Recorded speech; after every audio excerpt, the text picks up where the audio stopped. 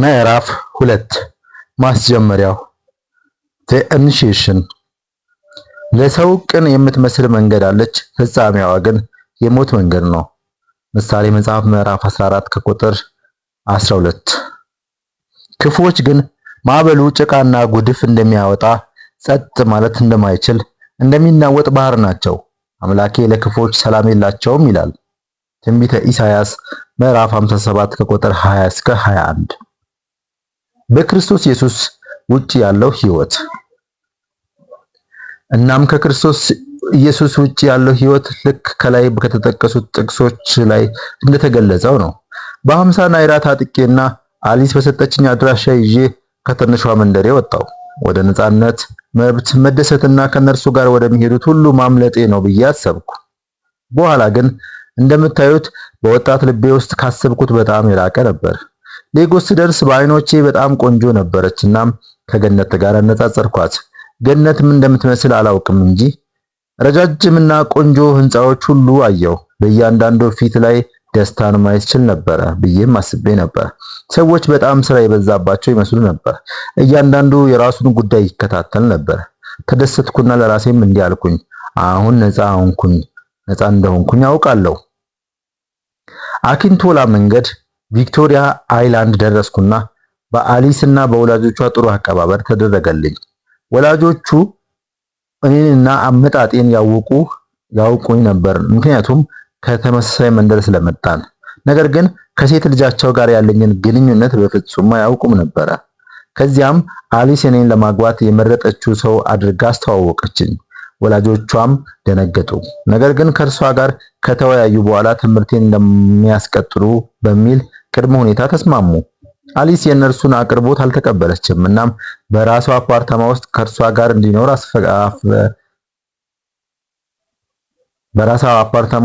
ጋር እንዲኖር እንዲፈቀድልኝ ጠየቀች። ወላጆቿም ይህንን ሊቀበሉ አልቻሉም። ነገር ግን እርሷ አጥብቃ ጠየቀች። ለ4 ቀናት ያህል ጠንካራ ክርክር አደረጉና በአንዳንድ ባልተገለጸ ተጽዕኖ ስር ተስማሙ። እናም ከአሊስ ጋር ተዛወርኩኝ። አሊስ በጣም ቆንጆ ልጅ፣ ከስታንዳርድ ባንክ ጋር አካውንታንት እንደሆነች እናም ሀብታም እንደምታደርገኝም በዚህም ህይወት ውስጥ የሚያስፈልገኝን ሁሉ እንደምትሰጠኝ ነገረችኝ። እናም እንዲህ አለች፣ ዝም ብለህ ተረጋጋና ተደሰት። ስለ ሌጎስ ያለኝ የመጀመሪያ ስሜቴ ከሁሉም በኋላ እውነት ነበር። ከጥቂት ወራት በፊት በጥላቻ በረሃብና በመከራ በተከበበች ትንሽ መንደር ውስጥ በአንዲት ትንሽ ጎጆ ውስጥ ነበርኩ። አሁን ግን እዚህ ነኝ፣ በትልቅ ከተማ ውስጥ በጥሩ ሁኔታ በተሟላ አፓርታማ ውስጥ ህይወት ሊያቀርበው የሚችለውን ሁሉ ለመስጠት ቃል ከገባችልኝ ቆንጆ ሚስት ጋር እየኖርኩ ነው። ስጦታዎችን፣ ገንዘብን፣ ልብሶችን፣ ፍቅርን ወዘተ አዘነበችልኝ። ዓለም በእነዚህ መልካም ነገሮች የተሞላ መሆኑን አላውቅም ነበረ። ዲያብሎስ በእርግጥ አታላይ ነው። ቅዱስ መጽሐፍ በትክክል እንዲህ ይላል፣ ሌባው ሊሰርቅና ሊያርድ ሊያጠፋም እንጂ ስለሌላው አይመጣም። የሰው ልጅ ግን ህይወትን ሊሰጥና በብዛትም ወይም ደግሞ አትረፍርፎ ሊሰጥም መጣ ይላል። ውድ አንባቢ፣ ዲያብሎስ ነፃ ስጦታ የለውም። የሚሰጥህ ሁሉ ከነፍስህ ጋር ለመለዋወጥ ነው። ይህ የደስታ ሁኔታ ስቴት ኦፍ ኢፎሪያ አጭር ጊዜ ነበር፣ ምክንያቱም ከ3 ወራት በኋላ እንግዳ ነገሮች መከሰት ጀመሩ። አሊስ በጣም ቆንጆ ልጅ ከስታንዳርድ ባንክ ጋር አካውንታንት እንደሆነች እናም ሀብታም እንደምታደርገኝና በዚህም ህይወት ውስጥ የሚያስፈልገኝን ሁሉ እንደምትሰጠኝ ነገረችኝ። እናም እንዲህ አለችኝ፣ ዝም ብለህ ተረጋጋና ተደሰት። ስለ ሌጎስ ያለኝ የመጀመሪያ ስሜቴ ከሁሉ በኋላ እውነት ነበር። ከጥቂት ወራት በፊት በጥላቻ በረሃብና በመከራ በተከበበች ትንሽ መንደር ውስጥ በአንዲት ትንሽ ጎጆ ውስጥ ነበርኩ። አሁን ግን እዚህ ነኝ፣ በትልቅ ከተማ ውስጥ በጥሩ ሁኔታ በተሟላ አፓርታማ ውስጥ ህይወት ሊያቀርበው የሚችለውን ሁሉ ለመስጠት ቃል ከገባችልኝ ቆንጆ ሚስት ጋር እየኖርኩኝ ነው። ስጦታዎችን፣ ገንዘብን፣ ልብሶችን፣ ፍቅርን ወዘታ አዘነበችብኝ።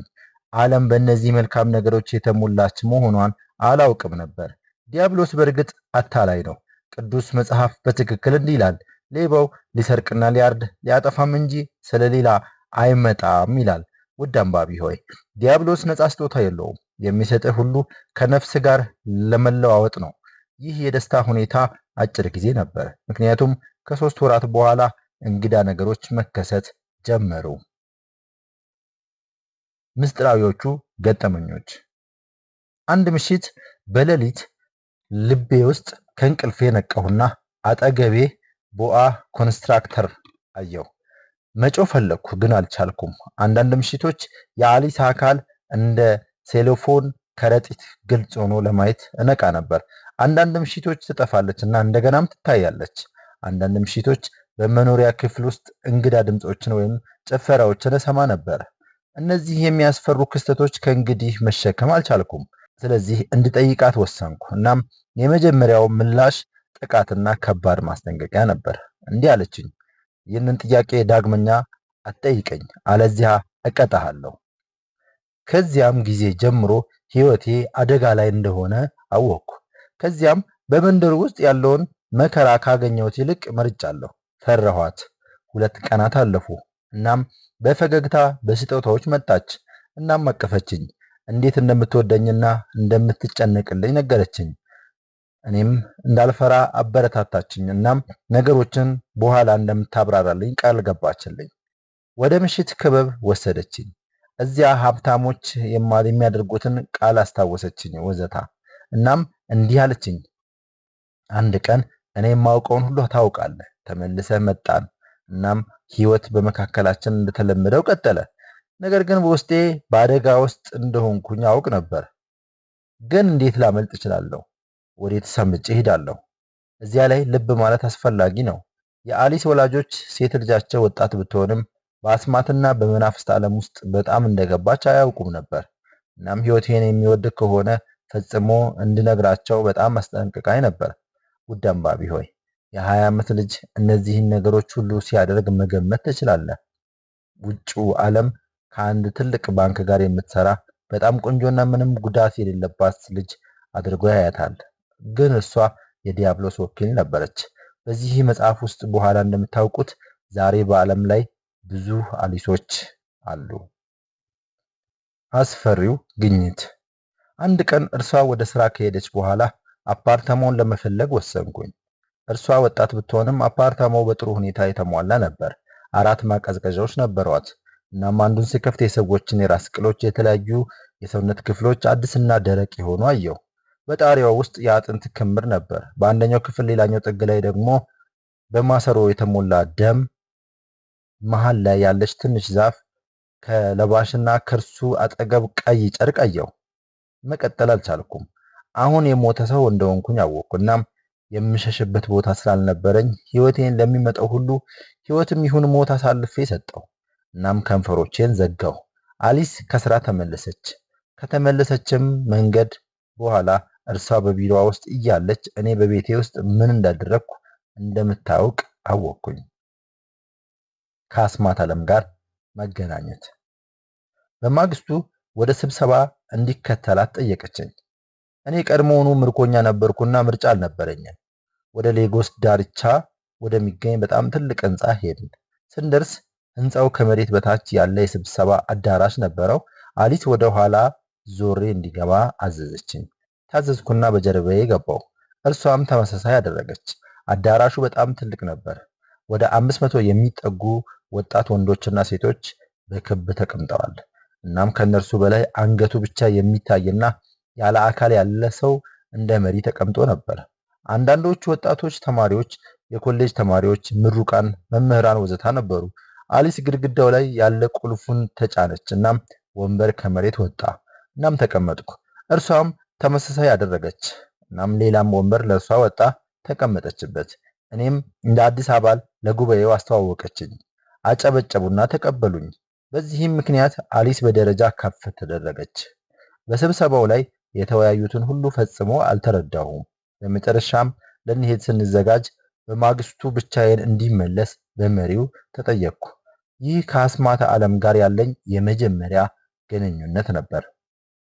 በዚያው ምሽት ከጠዋቱ 2 ሰዓት ላይ ይህ በመንፈሳዊ ኃይሎችና በወኪሎቻቸው የሚካሄዱ ስብሰባዎችና አደገኛ እንቅስቃሴዎች የተለመደ ሰዓት ነው። አሊስ ቀሰቀሰችኝና አስደናቂ ነገሮችን ገለጠችልኝ። እንዲህ አለች፣ እኔ ተራ ሰው አይደለሁም። እኔ ግማሽ ሰውና ግማሽ መንፈስ ነኝ። ነገር ግን በዋናነት የመንፈስ በክፍሌ ውስጥ ያየኸው መንፈሶች በቀን ውስጥ እንዲመሩኝ በየማለዳው በጸሎቴ ወቅት የምጠቀመው ነው። ስለ አጽም ክምሮችም በኋላ እነግርሃለሁ። አንድም ቃል አልተናገርኩም። ስለ ዓለም ምስጢሮች ያሉ አንዳንድ መጽሐፍትን እንዲያነብ አወጣች። እናም በጠያቂ አእምሮዬ ምክንያት እነርሱን ለማንበብ ወሰንኩ። ብዙም ሳይቆይ ፍላጎት አደረብኝና እርሷ ወዲያው ፍላጎት እንዳደረብኝ አየች። ሳላውቅ ስሜን ወደ ህንድ ወደሚገኝ የአስማት ማህበር ላከች። ቀደም ሲል እንደታዘዝኩት በማግስቱ ብቻዬን ወደ ማህበሩ ተመለስኩ። እናም እዚያ 9 ሌሎች አንዳንድ ምስክሮችን አገኘሁ። ልንጀምር ነበር። ወደ አዳራሹ መሃል ተጠራን። እናም የሚከተሉት ነገሮች በእኛ ላይ ተደረጉ። አንደኛ፣ እንደ ለስላሳ ሸክላ የሚመስል ውህድ በአካላችን ላይ ተቀባ። ይህ እንደ ሙሉ አባል እንድትቆጠር ያደርግሃል። ሁለተኛ፣ እንደ ዘይት ያለ ፈሳሽ እንደ ብርጭቆ ተሰጠንና እንድንጠጣ ተደረገ። ይህ እንደ ወኪል እንድትቆጠር ያደርግሃል። ሶስተኛ፣ እንደ ባሩድ ያለ ንጥረ ነገር በራሳችን ላይ ተቀባ። ይህ ምስጢራቸውን እንድታጠና ያደርግሃል። እኔ ሳላውቅ ይህ የማስጀመሪያ ስነ ስርዓት በህንድ ውስጥ እየተቀረጸ ነበር። እናም በማግስቱ ከነርሱ ደብዳቤ ደረሰኝ። በደብዳቤው ላይ ደብዳቤውን በራሴ ደም እንዳበላሽና በፖስታ ቤት ሳይሆን በገለጹልኝ አድራሻ መልሼ እንድልክላቸው ታዝዤ ነበር። አደረኩ። ከዚህም ጊዜ ጀምሮ መመለስ አልነበረም። መመለስ ሞት ማለት ነበር። ሁልጊዜም እንደምናስታውሰው ለኔም ምንም ተስፋ እንደሌለ አወቅኩ። ከአሊስ ጋር የተደረገ ቃል ኪዳን። አንድ ማለዳ ላይ በቤቱ ውስጥ የሚፈጸም አስፈላጊ ስነ ስርዓት እንዳለ ነገረችኝ። ከጠዋቱ 2 ሰዓት የሚሳብ ህፃን ልጅ ሴት ልጅ በህይወት አመጣች። በአይኖቼ ፊት አሊስ ጣቶቿን ተጠቅማ የልጅቷን አይኖች አወጣች። የዚያ ህፃን ጩኸት ልቤን ሰበረው። ከዚያ ህፃኑን በቁርጥራጭ አረደችውና ደምንና ስጋን ሁሉ በሳህን ላይ አፈሰሰችው። እናም እንድበላ ጠየቀችኝ። እምቢ አልኩኝ። ቀጥታ አየችኝ። ከአይኖቿ የወጣው በጽሁፍ ሊገለጽ አይችልም። ምን እንደተፈጠረ እንዳለ ከማወቄ በፊት ስጋቸውን ማኘክ ብቻ ሳይሆን ደሙንም እየላስኩ ነበር። ይህ በሚሆኑበት ጊዜ እንዲህ አለች። ይህ በእኛ መካከል ያለ ቃል ኪዳን ነው። እኔ ሲሰራ ያየኸውን ማንኛውንም ነገር ወይም ስለኔ ያለውን ማንኛውንም ነገር በምድር ላይ ላለ ማንኛውም ሰው አትናገርም። ይህ ቃል ኪዳን የምትጥስበት ቀን ያንተም ህይወት አልቋል አለችኝ። ማለትም ይህ ቃል ኪዳን የምትጥስበት ቀን እገደላለሁ ማለት ነው። ከዚህ ክስተት በኋላ በውስጤ እንግዳ ስሜቶችን ማግኘት ጀመርኩ። ተለውጬ ነበር። እናም ራሴን መቆጣጠር አልቻልኩም ነበር። ለእናቶች የማስጠንቀቂያ ቃል፣ የቤት ሰራተኞቻችሁን ታውቃላችሁ? የሱ ወይም የእርሷ አመጣጥ ምን ይመስላል? የልጆቻችሁን ህይወት ወዘታ በእርሱ ወይም በእርሷ ከመስጠታችሁ በፊት ሁሉንም ነገር ስለ እርሷ ለማወቅ ማሰብ አለባችሁ። አሊስ ያረደችውን ትንሽ ህፃን እንዴት አገኘች ብለህ ትጠይቅ ይሆናል። ስለዚህ ወላጆች የቤት ሰራተኞቻችሁን አመጣጥ ወቁ። አሊስ በመናፍስት ዓለም ስፒሪቲዝም ውስጥ ሙሉ በሙሉ እንዲሳተፍ በማድረግ እንደተሳካላት ባየች ጊዜ እናም በእነርሱ ውስጥ በፍጥነት ያደግኩኝ እንደሆነ ረካችና ተልእኳ እንደተጠናቀቀ አወቀች። አፓርታማ አገኘችልኝ፣ ለማሟላት ረዳችና ከዚያ በኋላ ግንኙነቱን አቋረጠች። በህንድ ውስጥ የተደረገው ቃል ኪዳን። በዴይሊ ህንድ ውስጥ ያለው ማህበር ወደ ህንድ እንዲመጣ የሚጠይቅ ሁለተኛ ደብዳቤ ላከልኝ። በእርሱ ውስጥም የሚከተሉትን እንዲፈጽም ታዝዤ ነበረ። ሰገራ ብላ፣ የበሰበሰ የሚሸት አይጦችን ብላ፣ እናም በሌሊት በመቃብር ስፍራ ውስጥ ከመናፍስት ጋር የግብረ ስጋ ግንኙነት ፍጠር የሚል ነበር። ከላይ የተጠቀሰውን ከፈጸምኩ በኋላ በምድር ላይ ካለች ከማንኛውም ሴት ጋር የግብረ ስጋ ግንኙነት ፈጽሞ እንዳይኖረኝ ታሰርኩ። ቪዛ እንደሌለኝና ወደ ህንድ እንዴት መድረስ እንዳለብኝ እንደማላውቅ የሚገልጽ ምላሽ ወደ ደብዳቤያቸው ላኩኝ። በዚህ ጊዜ ንግድ መስራት ጀምሬ ነበር። እኔ ከባድ ኮንትሮባንዲስት ነበርኩ። ነገር ግን ከኋላዬ ባሉኝ በእነዚህ ኃይሎች ምክንያት ከጉምሩክ ጋር ችግር አልነበረብኝም። ብዙ ገንዘብ ማግኘት ጀመርኩ። ምግብና ቁሳቁሶች ከእንግዲህ እምብዛም አልነበሩም። አንድ ቀን አፓርታማዬን ቆልፌ ወጣሁ። ሲመለስ በሩን ከፈትኩና እነሆ አንድ ሰው ሳሎን ውስጥ ተቀምጦ ነበር። ፈራሁ። እንዲህ አለ፣ አንተ ማኑኤል አሞጽ ነህ? አዎ ነኝ አልኩት። እንዲህም አለኝ፣ ወደ ህንድ እንድወስድ ተልኬያለሁ። ስለዚህ ተዘጋጅ፣ ሁሉንም ነገር ቆልፍና ተዘጋጅ አለኝ። እኔም ሁሉንም ነገር ቆለፍኩና ሄድኩኝ። ለሚቀጥለው ትዕዛዝ ዝግጁ ሆኜ በሶፋው ላይ ከእርሱ አጠገብ ተቀመጥኩ። ነገር ግን እንደ መብረቅ ነካኝና ጠፋን። ራሴን ያየሁበት ቀጣዩ ቦታ በዴይሊ ህንድ ውስጥ ባለ በትልቅ ስብሰባ አዳራሽ ውስጥ ነበር። ትልቅ ጉባኤ ቀድሞውኑ ተቀምጦ እኛን ለመቀበል እየጠበቀ ነበር። ስሜ ቀድሞውኑ የተጻፈበትን ፋይሎች አወጡ። እናም ከእርሱ አጠገብ እንዲፈርም ጠየቁኝ። ፈረምኩ። የሰው ስጋ በቁርጥራጭ የተቆረጠ ከደም ገንዳ ጋር ያለበት ሳህን አመጡ። ባዶ ማሰሮ ለእያንዳንዱ ሰው ተሰጠ። ከዚያም አካል የሌለው ሰው ዙሪያውን እየሄደ ደምንና ስጋውን ወደ ማሰሮዎቹ ያፈስ ነበር። የተለያዩ ሻማዎችና ዕጣኖችም ይቃጠሉ ነበር። ራስ የሌለው ሰው አንዳንድ ድግምቶችን አደረገ። እናም ሁሉም ሰው ደሙን ጠጣና ስጋውን በላ። ስብሰባውም አበቃ። በህንድ ውስጥ የተደረጉት ማስጀመሪያዎች። አሁን የፈተና ጊዜ ደርሶ ነበር። ወደ 200 ሜትር ጥልቀት ወዳለው ሸለቆ ተላኩ። በውስጡም የተለያዩ አደገኛ ተሳቢ እንስሳትና አውሬዎች ነበሩ። እነዚህ ሊያሰቃዩኝ ነበር። መጮህ አልነበረብኝም፣ ምክንያቱም ከጮኩ ፈተናውን ወድቅ ያለው እናም ውጤቱ ሞት ነበር። ከ7 ቀናት ስቃይ በኋላ ወጣሁና የህንድ ጫካ ወደሚባል ቦታ ተላኩ። በዚህ ጫካ ውስጥ የተለያዩ የአጋንንት ወፎችን አየሁ። አጋንንታዊ ምክንያቱም አንዳንዶቹ እንደ ውሻ፣ አንዳንዶቹ እንደ ድመት ወዘተ ፊት ነበራቸው። ሆኖም ግን ክንፎች ነበሯቸው። በዚህ ጫካ ውስጥ ዋሻ አለ።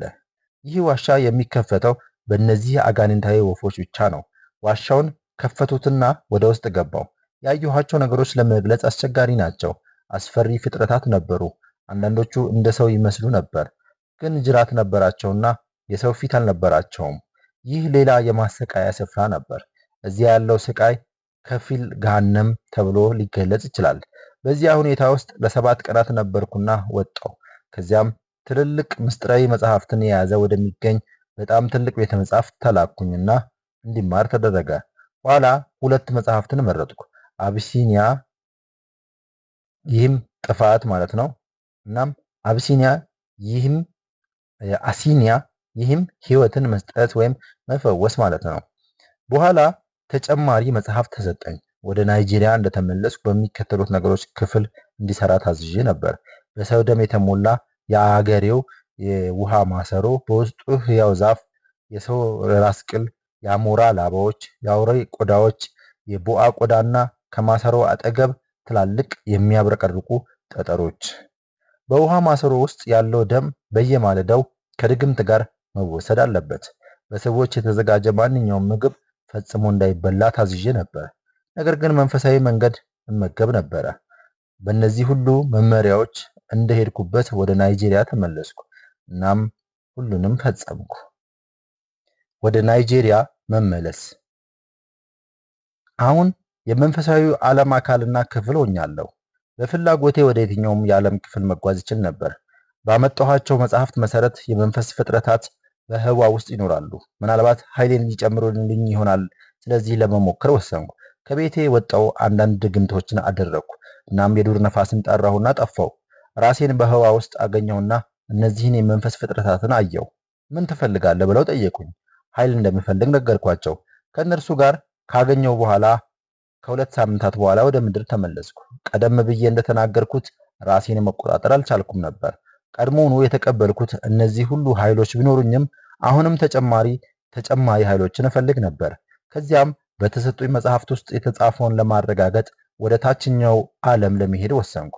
አንድ ቀን በቁጥቋጦ ውስጥ ወደ ተደበቀ ቦታ ሄድኩ። በመጽሐፍት ውስጥ እንደተገለጸው አንዳንድ ድግምቶችን አደረግኩናም መሬቱ እንዲከፈት አዘዝኩ። መሬቱ ተከፈተ። እናም አጋንንቱ ወዲያው ደረጃዎችን ፈጠሩ። እርምጃ ወሰድኩና ወደ መሬቱ ውስጥ ገባው። በመጽሐፍ ቅዱስ ውስጥ እንደተመዘገበው ከግብጽ ከተከሰቱት መቅሰፍቶች ከአንዱ ጋር ሊወዳደር የሚችል ጠቅላላ ጨለማ ነበር ቦታው። ለመግለጽ አስቸጋሪ የሆኑ ብዙ ነገሮችን አየሁ። ሰዎች በሰንሰለት ታስረው አየሁ። ሰዎች ገንዘብ ለማግኘት ያገለግሉ ነበር። የእነርሱ ተግባራት ገንዘብ ለያዙት ለማቅረብ ቀንና ሌሊት መስራት ነበር። አንዳንድ የምሁራዊ ምስጢራዊ ማህበራት አባላት መስዋዕቶችን ለመፈጸም ወጥተው ቦታውን በሚቆጣጠሩት መናፍስት በተሰጡ ስጦታዎች ወደ ዓለም ሲመለሱ አየሁ። አንዳንድ የቤተክርስቲያን መሪዎች ለኃይል የመጡ በቤተክርስቲያን ውስጥ ተቀባይነት ያለውን ነገር ለመናገር ኃይል ለማግኘት የመጡትንም አየኋቸው። ለ2 ሳምንት ቆየሁና ተጨማሪ ኃይል ከተቀበልኩ በኋላ ተመለስኩ። ሰዎች ወጣትና ንጹህ አድርገው ያዩኝ ነበር፣ ነገር ግን አደገኛ እንደሆንኩ አያውቁም ነበር። በዙሪያው እንደዚህ ያሉ ብዙ ሰዎች አሉ። በእውነተኛው የደህንነት ስሜት ደህንነታቸው የተጠበቀው በክርስቶስ ኢየሱስ ያሉ ብቻ ናቸው። ከባህሩ ንግሥት ጋር የተደረገ ቃል ኪዳን Covenant with the Queen of the Coast። አንድ ምሽት ለመራመድ ወሰንኩ። በኤቡቴ ሜታ አውቶቡስ ማቆሚያ አጠገብ አንዲት ወጣት ቆንጆ ሴት ቆማ አየሁ። አንድም ቃል አልተናገርኳትም። በማግስቱ ደግሞ ሲያልፍ አሁንም በተመሳሳይ ቦታ አየኋት። በሶስተኛውም ቀን አሁንም በተመሳሳይ ቦታ አየኋት። እናም ሲያልፍ ጠራችኝ። ቆምኩና ራሴን እንደ ኢማኑኤል አሞዝ አስተዋወቅኩ። ነገር ግን እሷ ራሷን ማስተዋወቅ አልፈለገችም። ስሟንና አድራሻዋን ጠየቅኩ። ነገር ግን እሷ ሳቀች። የኔም የጠየቀችኝና መንገዱን ብቻ ነገርኳት። ሊሄድ ስል አንድ ቀን እንደምትጎበኘኝ ነገረችኝ። በአእምሮዬ እንዲህ አልኩኝ፣ ይህ የማይቻል ነው። የቤቴን ቁጥር አልነገርኳትም። ታዲያ እንዴት ልትመጣ ትችላለች? ነገር ግን ለቃሏ እውነት በአውቶቡስ ተራ ማቆሚያ ላይ ከተገናኘን ከአንድ ሳምንት በኋላ በሬ ሲንኳኳ ሰማሁ። እዚያም ነበረች ምስጢራዊቷ ሴት። ተቀበልኳት። በአእምሮዬ ይህች ቆንጆ ሴት ማን እንደሆነች አስብ ነበር። እናም አደገኛ መሬት ላይ እንደምትረግጥ ታውቅ ነበር። አስተናገድኳትና ሄደች። ከዚህም የመጀመሪያ ጉብኝት በኋላ ጉብኝቶቿ ያለ ምንም ግንኙነት መደበኛ ሆኑ። በጉብኝቶቿ ውስጥ በተለያየ ሰዓት እንደምትቆይ እናም አንድ ደቂቃ ቀደም ብላም ሆነ ዘግይታ እንደምትመጣ አስተዋልኩ።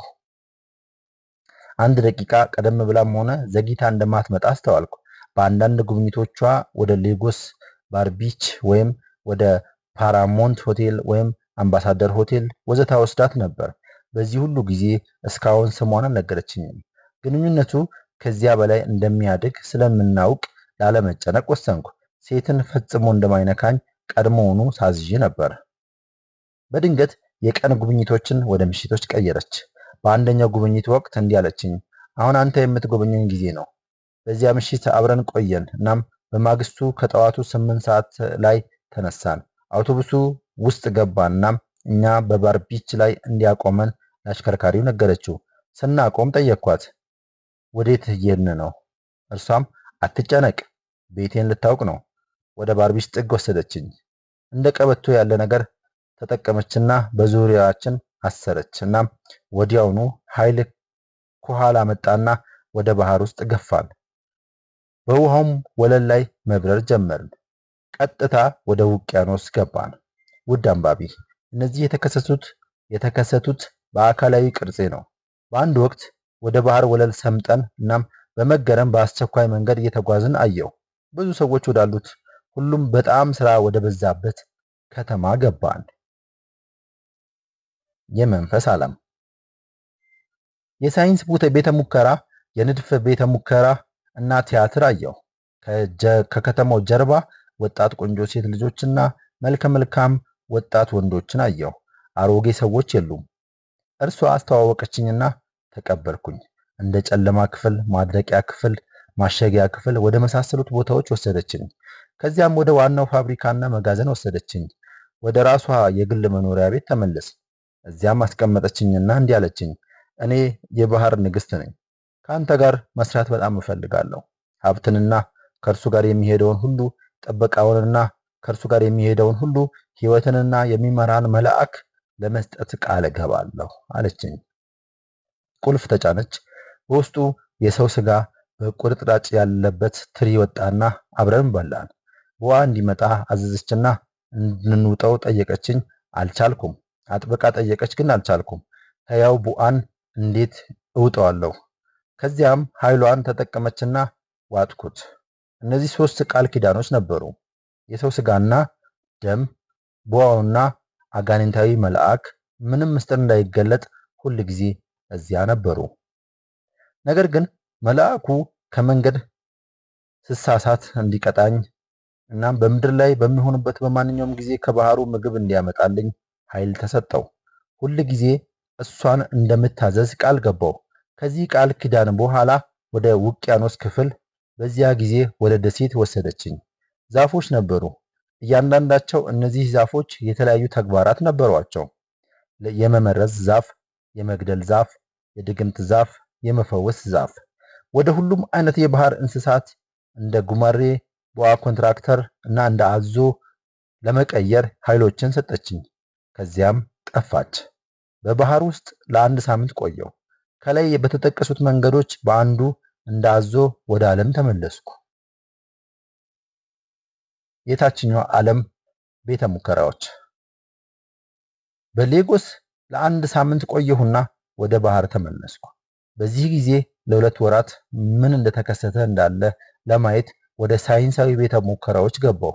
የስነ አእምሮ ሐኪሞችና የሳይንስ ሊቃውንት በጣም በቁም ነገር ሲሰሩ አየሁ። የእነዚህ ሳይንቲስቶች ስራ እንደሚያብረቀርቁ መኪኖች ያሉ ቆንጆ ነገሮችን፣ የቅርብ ጊዜ የጦር መሳሪያዎችን ለመንደፍና የዚህ የዓለም ምስጢር ለማወቅ ነው። የዓለምን ምሰሶ ማወቅ የሚቻል ከሆነ ሊያውቁት ይችሉ ነበር። ነገር ግን እግዚአብሔር ይመስገን እግዚአብሔር ብቻ ያውቃል። ወደ ንድፍ ክፍሉ ገባሁና እዚያ ብዙ የልብስ የሽቶና የተለያዩ የመዋቢያ አይነቶች ናሙናዎችን አየሁ። እነዚህ ሁሉ ነገሮች እንደ ሉሲፈር ገለጻ የሰዎችን ትኩረት ሁሉ ቻይ ከሆነው አምላክ ለማራቅ ነው። የተለያዩ የኤሌክትሮኒክስ የኮምፒውተሮችና የማስጠንቀቂያ ደውሎች ንድፎችንም አየሁ።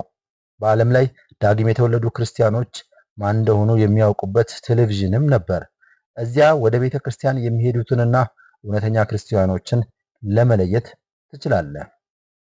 ከዚያም ከቤተ ሙከራዎቹ ወደ ጨለማ ክፍል እና ማድረቂያ ክፍል ተዛወርኩ። የጨለማው ክፍል የማይታዘዝ አባልን የሚገድሉበት ነው።